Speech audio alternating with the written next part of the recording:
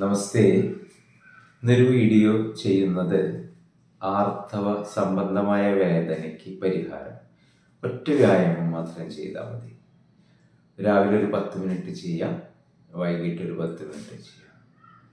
കാലുകൾ നമ്മളിങ്ങനെ പാദങ്ങളെ നിലത്ത് വെച്ചിട്ട് ഓരോ മുട്ട് താഴേക്ക് കൊണ്ടുവരാം. പരമാവധി താഴെ മുട്ടിക്കാനായിട്ട് ശ്രമിക്കാം. ഒന്ന് ചെയ്ത് നോക്കൂ. പലരും ചെയ്തിട്ട് വളരെ വേദന പെട്ടെന്ന് മാറിയ അനുഭവം ലഭിച്ചിട്ടുണ്ട്. പ്രണാമം.